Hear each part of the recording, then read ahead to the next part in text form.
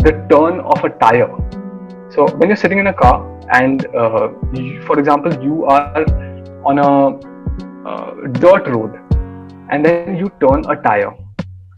So now we don't have the time to go and then go to a dirt road and then turn the tire and then record the tire. So what we do is we just wear a boot and then we have some stones and some pebbles, some gravel with us, and then we just twist our feet, and that creates the sound of the tire turning. Ah, that's crazy. No rain. Folks, welcome to the Naren Agarwal Show. Today we have somebody who crafts the sounds that you listen to in movies. In fact, I'm going to get some advice from him for my show and the stuff I can do.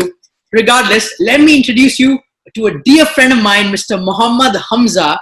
He is an official sound designer and he works in the world's biggest movie industry, that is Bollywood, in Mumbai. Hamza has worked on films that have been blockbusters and big releases, like the film called Dream Girl, the film called Gulabo SItabo, and the upcoming mega release by Dharma Productions, the movie called Brahmāstra. The budget for the movie is 4 billion rupees, and that's the kind of scale and movies Hamza is working on. And I'm so excited to discover more about sound, vibrations, and sound design. So welcoming my dear friend Muhammad Hamza on board. Hamza, how are you doing? Hi, I'm good. Hamza, I'm excited and elated to have you here because sound is something that we don't relate or talk about in general. I think in general we speak so much about what we see because visual apparatus is something that's so dominant in our human experience, but sound is something that maybe goes missing, I would say. And so I'm excited to discover more about sound and sound design. What is sound? Let's begin with that. What is sound? Sounds are nothing but vibrations. When you clap, for example, when you hit both your hands together, you create a sound. Yeah. When the engine of the car is running, the piston inside is moving. So that's creating a sound. So the same way, every single object in this world, in this universe, creates sound. It's just that we, as human beings, we are more visual. We do not focus on sound. So we don't give that much importance to it. And we don't even think what sound an object can make or what an object makes. So sounds are nothing but vibrations that we perceive through our ears. Now we have five senses, and all our five senses were evolved through evolution to make us survive in this world on earth. So every sense that we have has a purpose for survival. Like we have eyes to see the things around us, to see the predators, to see our Where food. can we get food from? Exactly. Exactly, back in the day when we were hunter and gatherers. So we used our sight, we used our smell to figure out whether a food is rotten or not, because rotten foods were usually poisonous, which would make us unhealthy, and then we would not be fit enough to survive. Then we had our taste. Taste would tell us things that were good for us. For example, back in the day when we were hunter gatherers, we developed a taste for sweet things because sweet things contained more fat and calories. So we developed a dopamine release in our brains that allowed us to eat more sweet food, because back in the day we didn't have such calorie rich fruits we have today. So the same way, our ears are also developed for survival. And if you see, the three or four main inbuilt fears that we have, out of them, one of them is the fear of loud sounds, It's which is true. ingrained into us. So the other two are, I think, the fear of falling and the fear of abandonment, which are ingrained into us. But all the other fears are all developed, which we get from other places, from our environment, from people, from society. So yes, sound back in the day, it was mainly used for hunting and for protection. So we used to hear back that time if there was a predator, or if there was an elephant in the forest, if there was a tiger roar in the forest. So that made us alert. Yes, there's a tiger in the forest.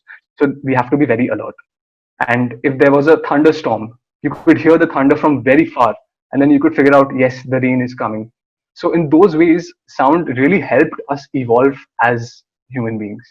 And now, if you see, sound has become a totally different thing, because now we are not at all dependent on sound. We are dependent more on visuals, because sound was used to protect us. But now we live in a society where we are so comfortable, protective, and We're very bombarded with sounds. I mean, get out in the streets of Calcutta and you hear so exactly, much honking. The loud noise doesn't scare you, it irritates you.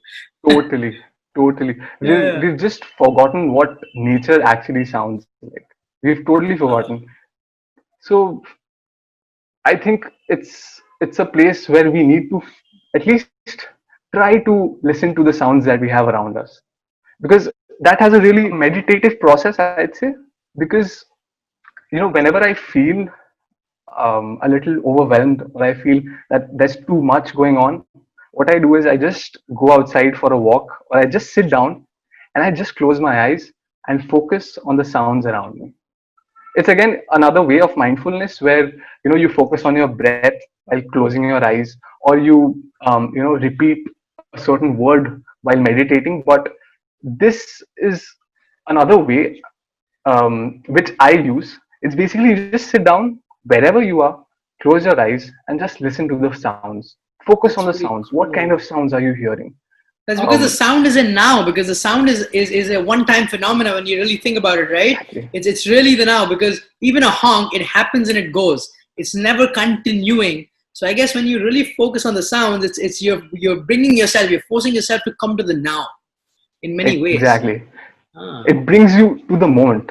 Whenever you're feeling lost in your thoughts, or you're feeling worried, just close your eyes and focus on the sounds around you. It'll always bring you back to the moment where you are right now. Wow, what a deep take on sound, and I love how you brought out how hunter gatherers we use it as a survival tool, and now it's no longer as relevant as a survival tool, but it's become much more in many ways. Um, you talked about meditation, mindfulness. Um, how do you relate meditation, mindfulness, and sound? Because most people would say they're opposites. Noise, sounds take you away from being peaceful and calm, right? All the noisiness. But how do you think about these? How do you process this? Okay, so sounds are nothing but vibrations.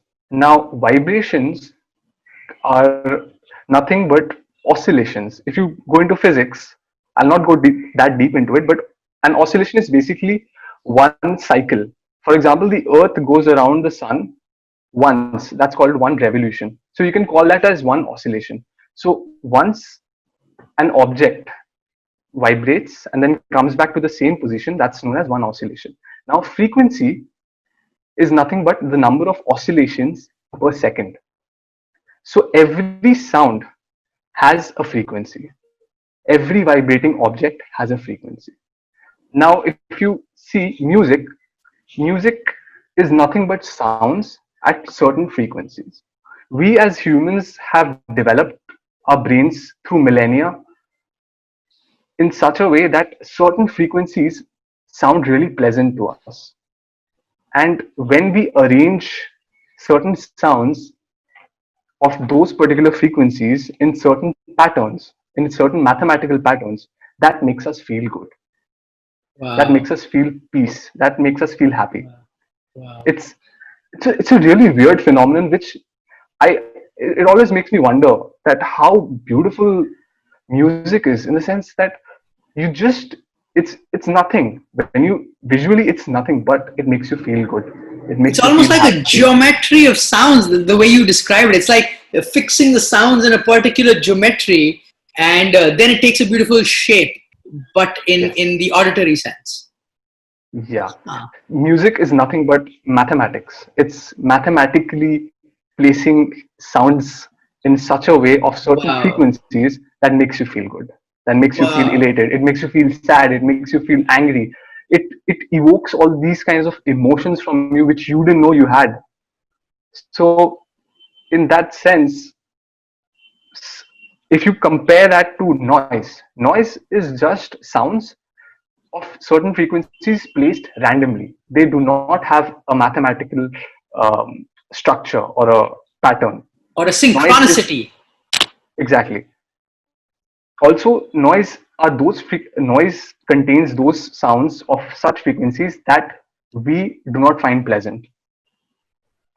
Also, noise is something that is a cacophony of various sounds just muddled together. It's like uh, making an omelette and then just putting all the vegetables you find in the fridge and just make it. So Correct. it's you won't find it tasty, but Correct. certain specific elements, if you add like a little bit of salt, little bit of cheese, little bit of tomato, that'll bring out the flavor. So Wow. it's the same way. Yeah, nobody wants pumpkin in their omelet. I don't think so. Yeah. That makes sense. Wow, that's such a cool way of describing it. So you said sound is maths. It can be seen mathematically, it can be seen geometrically. Yet it brings out this beautiful thing that evokes emotion within us. Right? It's such a interesting phenomena and such an interesting happening and experience. Having said that, so around the world, around the universe, everything that's oscillating is making a sound. Everything. Everything. So, and we have evolved to just listen to certain frequencies and certain patterns that's relevant for us for our survival, right? Exactly. Wow. Why do you think that happened? Like, why is there a certain range that we can hear? And what explains it? What's the extreme range? And why don't we hear something more extreme than that? Maybe a Galton's whistle or something. Okay, so now I'll say something which is really weird, but it blew my mind. So I think I was watching this podcast on Joe Rogan, I guess, and there was a professor who told that our reality is not at all what we see or what we perceive. It is totally different. So they had done an experiment. An experiment, basically, they had taken a system or an environment where they had placed artificial machine objects into them, and they had just given them rules of survival, and they had given them certain rules of the reality of the system, and they also gave them permission to procreate. Now, when this sped up the process, and they went 5, 10 years later, they saw the program again. And now what they saw is that the objects, the machines that were inside, they had totally given up on the reality because that wasn't relevant for survival. They had totally replaced reality because reality didn't matter to them. What mattered was procreation and survival. So they had developed certain things that were totally different from reality. It means they didn't even care what the reality was. They just had developed senses that were necessary for procreation. So that is the same way that has happened with us as That's humans. deep. When we evolved, our senses evolved for survival, not to see the reality. So what we see is not real. What we hear is not real. The actual reality we will never know. But what we see, we say that's the reality. The sun is yellow, but actually it might be some other color. But it's helpful for our survival. So so these things actually, they are necessary for survival. So that's that's what I think. Wow. Wow. And So coming to the that's point, really deep. Yeah. so coming to the point, you said, why do we hear 20 hertz, 20,000 hertz? So that's the reason, because that's necessary for our survival. Because we don't need extra 30,000 hertz, 40,000 hertz. It's not required for survival. So our ears are not developed to hear that. The same goes with visual. Our eyes can only view from, I think, 70 nanometers to uh, I think 7,000 nanometers. So Correct. that is also a particular, only a small wavelength that we can see of visible light, because that's only necessary for our survival. Correct. I mean, in some way, it's great because if we heard everything that's going on, we would go nuts, right? We would go absolute nuts. So in a way, it's a beautiful thing that nature has given us, that the ability to not go nuts, but at the same time, it's sort of limiting. It's sort of limiting in the way that we cannot perceive all of reality as it would be if we had a different sense perception. True. Do you think there's any essence to different religious or spiritual mantras, or your chants, repetitions? Does that have anything to do with how sound plays in the role of creating certain vibrations? What's your take on that? I do feel there is something which the ancients knew, which we right now do not know, that how certain frequencies are really resonating with every individual. So I think there is a uh, therapeutic aspect to sounds, because it's scientifically proven that if you're feeling nervous or if you're feeling really overwhelmed, if you just hear the sounds of rain or the sounds of the forest just for 5 minutes, that will always make you calm, because those those sounds, they have a certain effect on you, and they resonate with you, and they give you a sense of calmness, because again, it comes from evolution. You were hunter gatherers. It made you uh, feel really safe being in those kind of places, a green forest or a water body. So it's, again, everything comes from evolution, and it makes us the person we are right now. So I think, again, that your point, that vibrations, or these mantras, again, there is something there which I do feel that there's something there. That's pretty cool. Somebody who studied the science of it also, kind of acknowledging that, yeah, there might be something more than just the science to it. There might be certain sounds that can take you into a deeper dimension, or maybe make you feel much better. So here's a question: how do you use that in movies? Knowing all this, how do you use that in movies? What are some basic principles in movies? When you want to create certain different scenes, what's the thought process behind creating sound designing in movies? Okay, so basically, we have every sound has a few characteristics. So the first is frequencies. What kind of frequencies that sound comes in? For example, if you see a musical note, the C4 on the piano comes at 261 hertz. So that's a frequency. So everything has a frequency. Now, coming to number two, that's reflections. Every sound has a reflection. For example, if you take a koel bird, and the koel bird is singing, now the reflections will tell you where the koel bird is. Is the koel bird in the bathroom? Is the koel bird in a church? Is the koel bird in a forest? Is the koel bird in a shed? Wow, that's That deep. information, that information alone is just conveyed to us subconsciously by the sound. By the way the Coming to the sound third, reflects. exactly. Wow. Okay.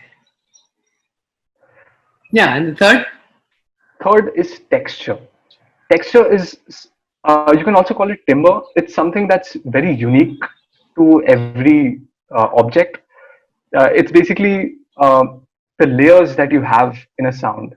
So, for example, whenever I'm making, if there's a rain sequence, if there's a sequence where it's raining, what I'll do is I'll take a few sounds of rain, and those rains will be, some sounds are rain that I've recorded uh, near the shed.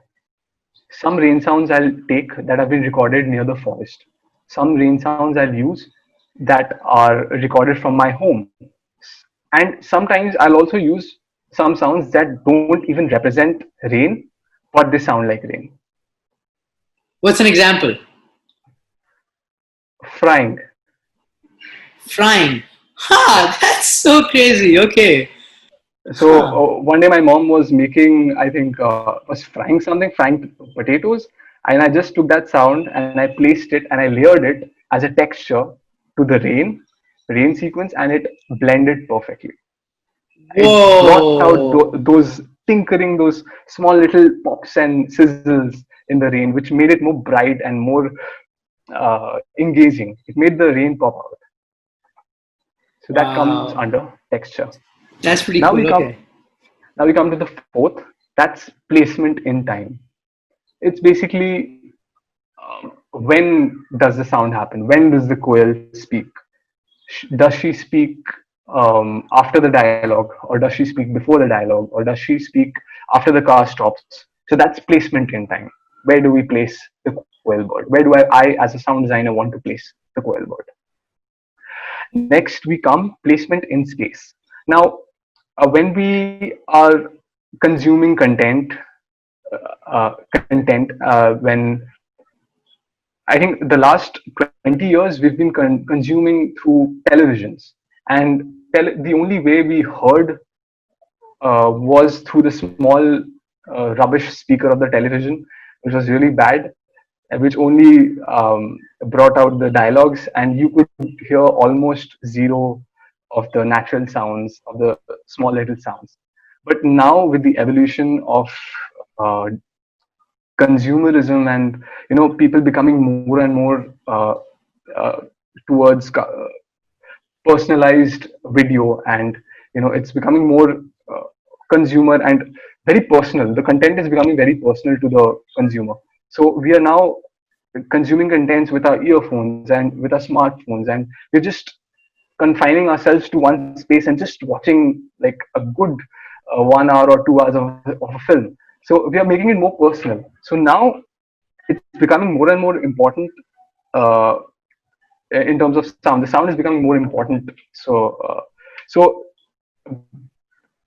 when it was in the television part, when sounds were in televisions, we didn't have, the sound only came through the television, so we could not place sound anywhere. The sound could only come from the television, from one side, from the center. If you're sitting right in front of the television, Correct. the sound can only come from the front. But now when you're wearing earphones, the sound can come from anywhere around you. You can place the sound Whoa. So if a character is anywhere. coming from the left hand side, you throw the sound on the left earphone and the right won't hear it. So you have almost this visual, this earth and space perception in regards to the Yes, sound that's coming in the movie. That's nuts. you're creating visual space through sound. Wow. Wow. Placing objects, placing sounds wherever you want. It can come from above, it can come from your right, left, below. So it makes it a more engaging experience. It really comes helpful. It becomes helpful in gaming, when especially gamers, they prefer good headphones because it's really important for them to hear footsteps and where the enemy is coming from. Ah, So that's placement. Now, when we come to theaters, again, you have such a huge theater, and we just have so much scope to place sounds. We can place sounds anywhere in the theater. Like I can want a helicopter to fly over your head, come from the front, and then go to the back. oh, that actually rings the bell. This is the first time I ever thought about it. Now that you're saying that sometimes in some scenes you can hear the plane just go whoo over your head, and that's actually Yeah. because it's placed like that in the movie. Wow. Then you can have a coil coming from your right. You can have someone talking on the left over here, some tinkling bells on over here. So you can create a whole soundscape through positioning of sounds. Wow. That's Next, we come to loudness. It's basically how loud you want to keep a sound, or how soft you want to keep a sound. so that's the Because decibel, right? yeah, it's measured in decibels. So again, it creates impact. If you want to give more impact to a sound, you have to make it more loud, and then you have to add some more frequencies to it, and make tinker it, make it a little more full, give it a little more body. So that's loudness. And then finally, something, we come to the last point. It's called feeling. This is something more aesthetical. You cannot I cannot just pinpoint and say that say about feeling, because feeling is really personal to every individual. Feeling is basically how you feel the sound, what what emotions it evokes inside of you when you hear that sound. Because I've done everything. I've done the reflections, I've added the reflections, I've added the texture, I've placed it in time, I've placed it in space, I've messed up with the loudness and created everything. But even then, if the sound doesn't give the feel, it's of no use. Huh. Huh. Feeling is king. You have to bring that emotion and that feeling of that suddenness. If, for example, in a horror film, if you have those creaking sounds of someone walking on the wooden staircase, so that creates a different feeling. And creating that texture alone, it's really fun to do that. So it's more about feeling. Once you have the feeling, the rest doesn't matter. So Wow. these are the things that we need to take care of while we are designing sound for films. That's amazing. It's like those six things are scaffoldings of the ladder for you to get to the top, which is the feeling. But if you get to the top, like you can take off the ladder. It doesn't matter the placement, sound, all that. As long as you can evoke that feeling within the people with the sound that you use. That's awesome. That's awesome. It's really crazy that when we think about movies, we mainly think about the scenes in terms of the visuals. And then the time we speak about sound in a movie is maybe when we're talking about a nice dialogue that was there, or music, a music scene. But we fail to realize that a 2 hour of movie is a whole track of sounds together.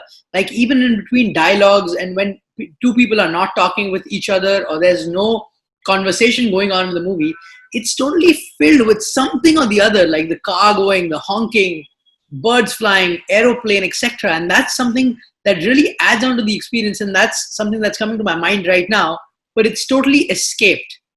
Did you have a big shift in your vision and the way you saw movies once you started working in the movie industry? And what were some of those big mind shifts for you working as a sound designer?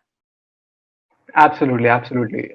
It really was, because we never focus on sound. We were always very visual. That things should be this, should be that. But when it came to sound, I was blind. It's almost like you're opening another dimension. You're opening another something.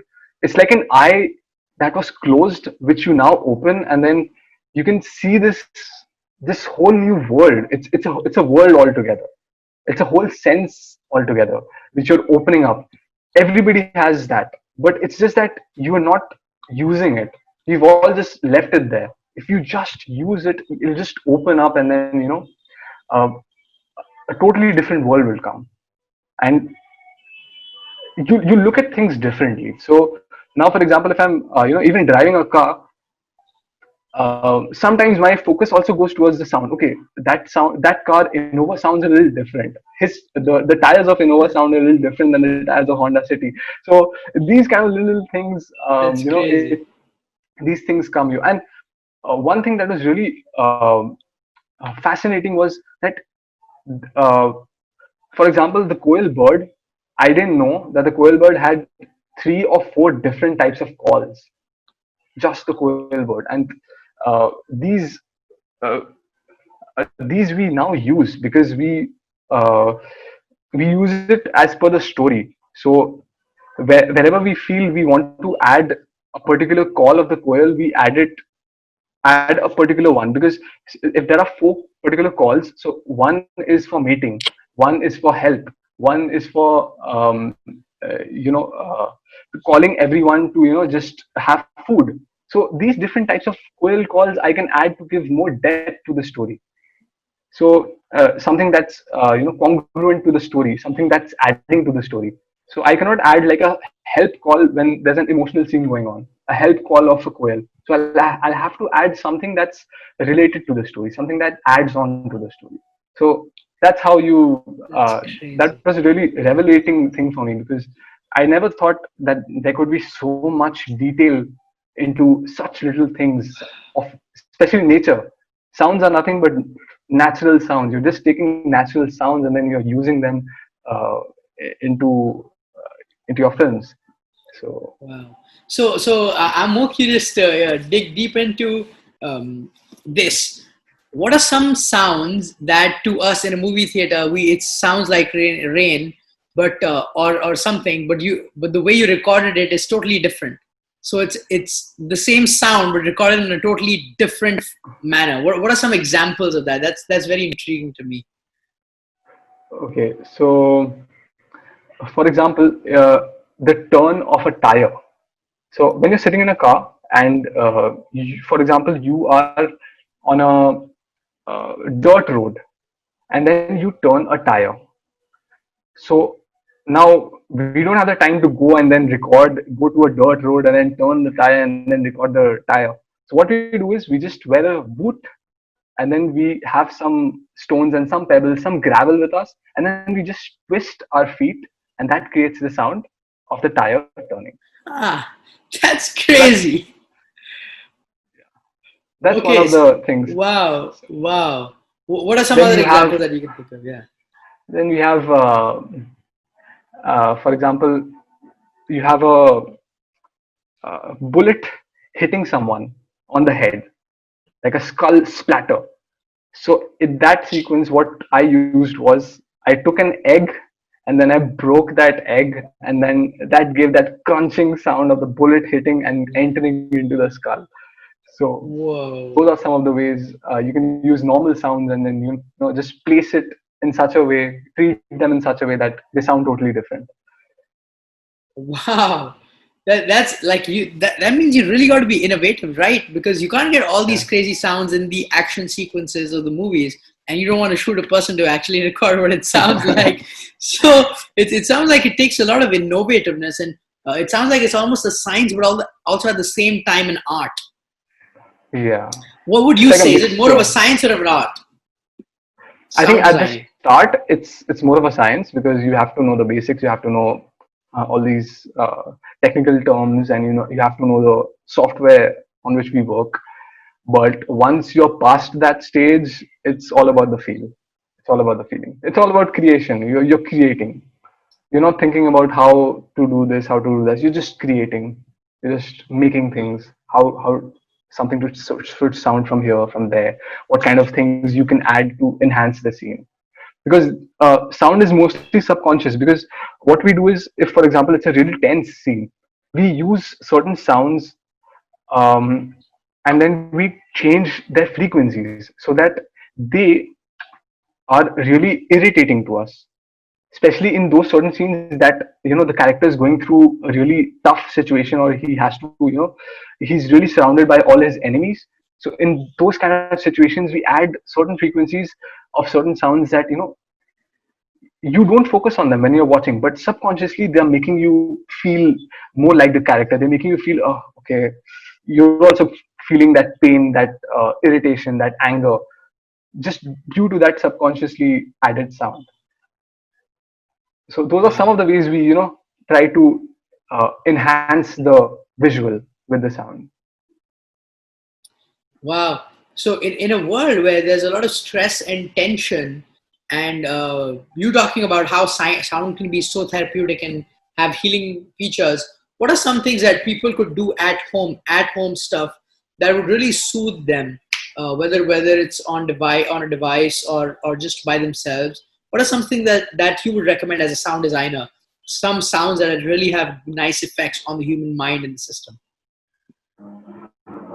Some sounds, I think you can find them on YouTube. You can find it there for free. You have sounds of the jungle, you have sounds of the rain, you have sounds of cafeteria. That's also a really soothing one. And then you have the sounds of a river stream, river flowing down. And you can have sounds of birds, like near the seaside, waves coming, and then seagulls, they are singing. So those are some of the Wow. sounds that are really therapeutic. You can use them while you're working, while you're doing something. Just instead of listening to music, just listen to those sounds, and it'll make you feel more grounded and make you feel more present and calm. because music, Wow. it's constantly changing. Every 3 minutes you have a different genre, a different type of music. But these ambient sounds, these can go on. These can continue playing at the back. It's like 1 hour tracks, 2 hour tracks. These will make you more calm. Another example is the fan. The fan is a really nice therapeutic sound. It's sometimes used as it's like a cue. It's like a cue for every habit. You have a cue. So this is also again a cue for you to fall asleep. For example, if you switch on the fan every time you sleep, and you come to the room and you just switch on the fan, you'll again start to feel a little drowsy because of the sound. It'll make you feel more calm. So those Wow. are some I of actually the. know some friends who cannot fall asleep without the sound of a fan. Even if they're not feeling hot, they need to have the fan on so that they can go to sleep. So that makes so much sense. It's like almost like your mind, so the subconscious part is so anchored with that sound that it takes you Yeah, straight into that state of sleep and drowsiness. true, true. That's awesome. Wow, Hamza. I think those are some fantastic recommendations, and I'm going to start using that because instead of using ambient music or listen to music in the background, I think these sounds would be so nice because when you feel so calm, I think you can be so much more productive and you can give so much more to whatever it is that you're doing, rather than Yeah. having a change in the vibrations around you every 3 minutes on your Spotify playlist. Okay, Hamza, what's the most irritating sound you think, and what's the most pleasant sound according to you? uh, a chalk squeak on the blackboard. Yeah. That's Oh, I agree. that's an irritating sound. Also, honking cars. I hate that. It's really irritating. Peaceful sounds are, I think, birds. Then trees rustling of trees. Oh, The leaves on the trees. They just that sound. Again, we can use that sound also as a rain sound, as a layer of the rain. correct. Then I think wind. The sound of wind is also a really soothing sound. Sometimes it's evil. It sounds evil because of the strong winds and then the noise they make with the windows. But it's usually very pleasing. I mean, really calm. That's amazing, Hamza. So I know there are people who you need their senses for their work. For example, a tea taster. They don't drink alcohol or caffeine too much or coffee, etc. And they really just taste the tea and spit it out because they want their tongue to be super good in super good condition. What are some things that you do as a sound designer for ear health, and how can we take care of our ears more and make sure that we keep them healthy? Not to listen to loud sounds, I'd say, and not to use these kind of earphones. I'm guilty too, but you should not use them. They're not good for your ears. It's preferable you use ones that are over the ear, which I have here. Oh, so more like So headphones these, rather than yeah, inside earphones. Oh. inside earphones, because these are more natural to our ears, because our ears are developed to capture sounds from the entire ear. The sound comes here and then travels through these grooves and enters the hole. Oh, that's But here deep. we are Okay. bypassing the entire function of the ear, and we are just directly taking the sound inside. So it's a little Oh, more dangerous to use these, but now we can't help but use them. I'd say uh, try not to use them a lot. Use your loudspeaker of your phone or use a headphone. wow. That I actually never thought about how, like, modern earphones are going straight into the ear canal as opposed to how we would capture sound, and that's why the grooves in our ears, that's a mechanism to capture sound and redirect it to the ear canal. That's amazing. That's like an antenna, like Yeah. antennas to antennas. Yeah. Correct. Well, Hamza, thanks so much for coming on board and talking about how sounds are really this deep experience that we have as human beings, and you really touched upon some really eye-opening and mind-shifting things when it came to sound and the auditory experience we have as human beings. So, thanks so much for doing that, and Thank you I so learned much. so much with this conversation. Thank you so Yeah. much. Thanks, bro. Thanks. Thanks. I'll see you soon, Hamza. Bye-bye. See you. Bye.